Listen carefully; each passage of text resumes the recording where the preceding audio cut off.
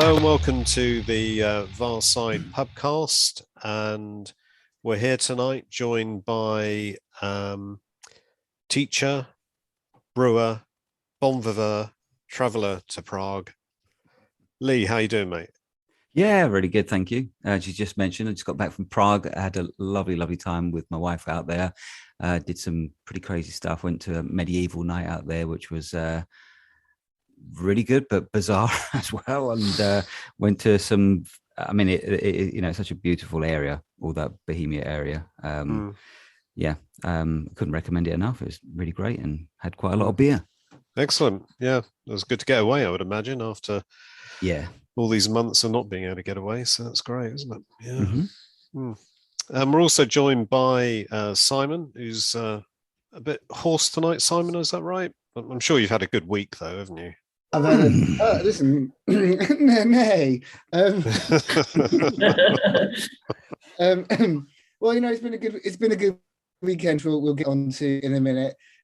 Hilariously, was getting my hair cut on Saturday, and a lot of the guys who work in that particular barbershop are Woolwich supporters, and all kind of chippering, singing their little, some Mikel Arteta chant bullshit, whatever they're going on about. Blimey. I'm sitting there just like, okay. I feel kind of if I was sitting in a Spurs top or whatever, but I was like, we're having a bit of a chat, a bit of a laugh, whatever. But I kept myself cool, knowing that a few hours later, if I wanted to, I just sent them a little text going, "What was that chant again? Absolute mess, absolute mess." I can't believe them. Oh no, I know they're embarrassing, aren't they? But they are wonderfully embarrassing. That's the good thing about it. They set themselves up, and so you can't help but just take the piss when they fall down. Yeah, it's just entertainment all round, really. I mean, Arsenal fan TV has just kind of bled over the whole fan base, isn't it? Really, and it's just an. Do you not find it really funny as well that in the last sort of couple of months, or like say last few years, I should say, they've been fairly quiet, not really saying too much. Then all of a sudden, they all seem to be jumping out the woodwork and giving it the big, and we're the biggest club in the world and all this kind of crap. They're just like West Ham, aren't they? They're just a South London version of West Ham. That's all they are. Yeah.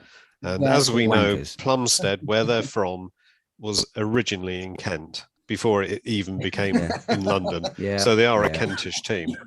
Or something that sounds like Kent. Well, there's certainly a bunch of Kents. Yes, that's very true. Yeah.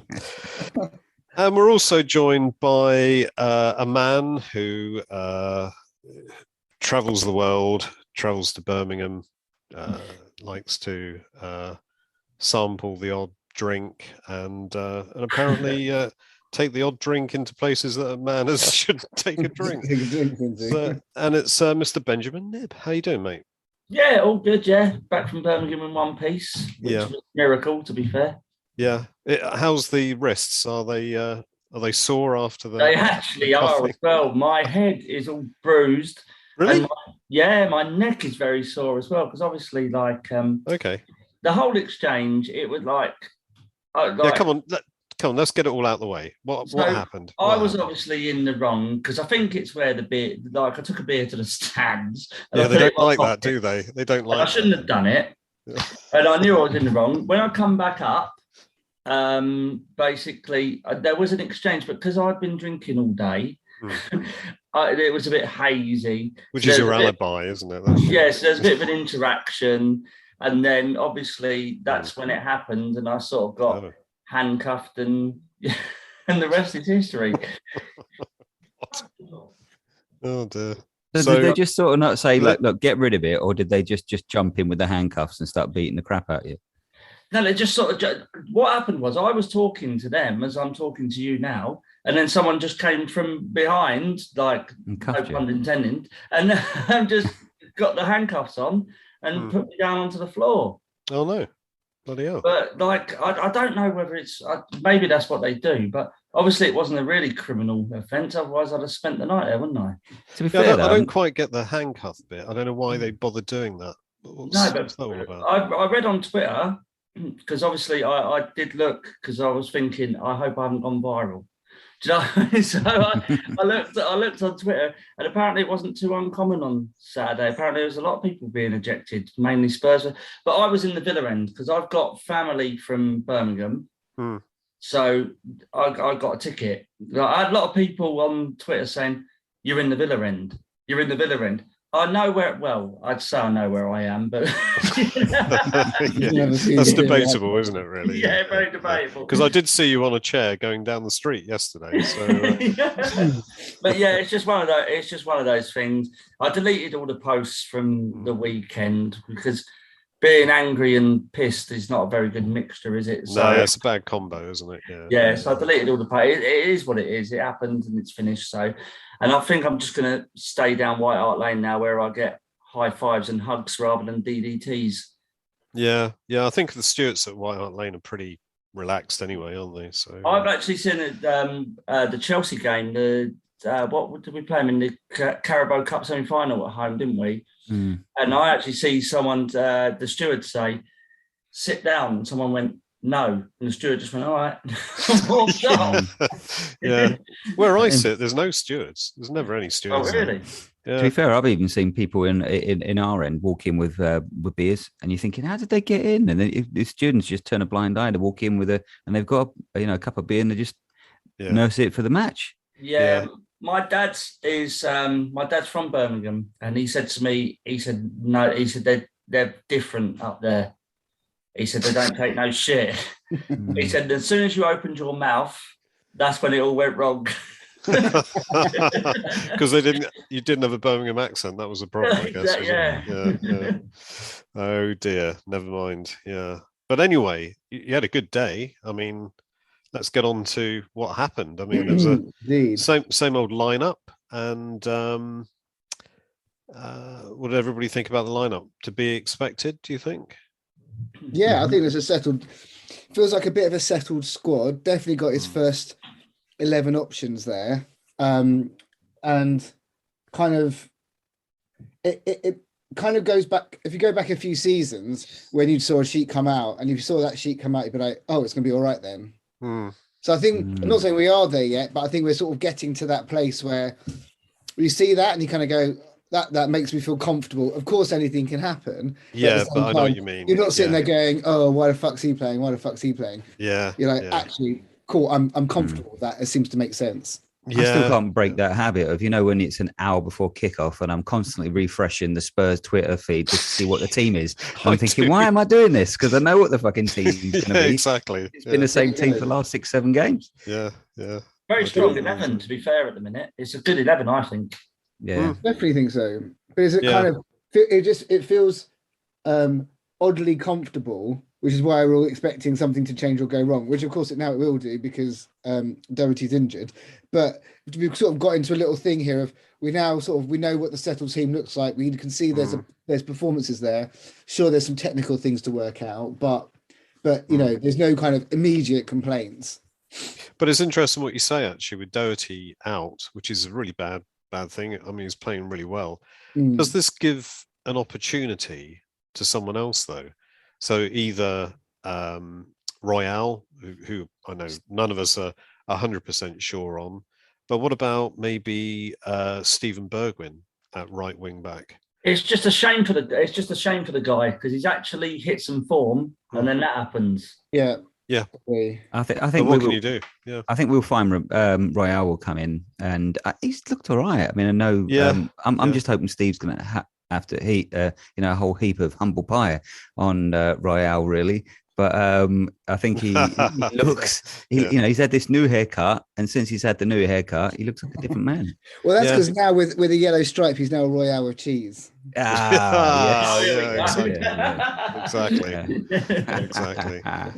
I've been doing this joke a lot, and no one's really appreciated it. So thank you. No, that's pretty good. Pretty good. So we start the game well. We scored early. It was a bit of a long ball game for that goal. I was kicked out by then, so I don't really know. Were you kicked out by then? Yeah. Did you see the game? Yeah, it was very early in the first half. That was really early, yeah. So we can't ask you about the actual game then. No. What did you think of the I just make some stuff up. They didn't have Sky Sports in the back of the police van then. No, unfortunately not. They just threw you out of Villa Park. You were just on the street, were you? Yeah, they just took me out of Villa Park. Yeah. They just took me out of Villa Park. Oh God. So what'd you do? Go to the pub?